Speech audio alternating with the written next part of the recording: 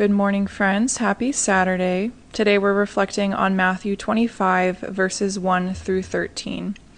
And today's gospel is a parable about the kingdom of heaven. And Jesus likens it to a story about 10 virgins who all have oil lamps, and their role is to go out to meet the bridegroom and to light his way to the wedding feast. And in this story, 5 of the women take flasks of oil for their lamps, which is fuel for the flame, and 5 of the women do not. So they all go out together to the place where they're going to wait for the bridegroom, and they end up falling asleep. So at midnight, it's announced, the bridegroom is coming, and they all begin to prepare their lamps. And those without oil, prepare the wicks, and they light it. They light their lamps, and it probably lasts as long as, a match lasts, because there's no more fuel. So they ask the other women who have oil, they say, please share with us, And the women who brought flasks of oil said, we don't have enough for you and for us, so you need to go buy some close by. And so they all run off, and while they're gone, the bridegroom comes. And not only do they not get to fulfill this honor of leading the bridegroom to the feast, but they also miss the feast altogether, because by the time they get there, the door is locked. So I was reflecting on this, and knowing myself, I'm usually pretty prepared, especially for things that matter to me. So I picture myself being one of the women, who brings an oil flask, but also knowing myself and how excited I get in the waiting when I know something good is happening, and how much I respond emotionally.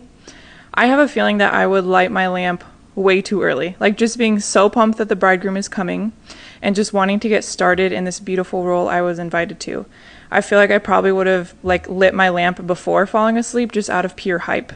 And I imagine that even though I would be prepared to a certain degree, by the time the bridegroom comes, my lamp would be out, just like the other women who brought no oil in the first place. And I liken this image to the different circumstances and frustrations in my life. And I started to think that even though I try to do well, in my humanity, I often mess it up, or I make the wrong move, even if it's in good intention.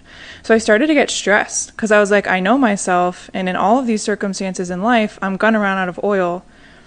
So does that just mean I never get to come to the feast? And so I was reflecting on it, and I was imagining the scene, having no oil left because I started to burn my lamp too early, trying to decide, should I run off with the others to buy more? Trying to figure out in my own power how I fix my situation. And then I see the bridegroom approaching. In that moment, my panic goes away, because I know him. And I know that the bridegroom will help me, and he'll provide for me. So the bridegroom comes up. I don't know why I picture him riding on a horse, but I do. He rides up on his horse, and I tell him, I've run out of oil. Will you please provide more for me? And he says, I will gladly provide for you. To which he fills my lamp with oil.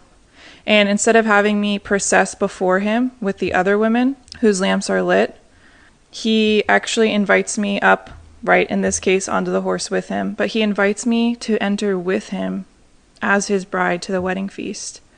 Because this is his and my wedding feast. This is his and your wedding feast. And Christ is the source of our light, and we can go to him always. He desires us at the feast. He threw the party for us, right? And honestly, in our littleness, we will mess it up along the way. But we don't have to be discouraged, because the Lord will always provide for us as our bridegroom, as our father, and as our friend. So I invite you to reflect on the Lord's heart for you this week, and the fact that he loves you so much, and that he desires to be with you, and that he will provide for you whatever you need along the way in order to make that an eternal reality. All you have to do is ask. So that's all I got today, my friends. I hope you have a great week, and I will see you next Saturday.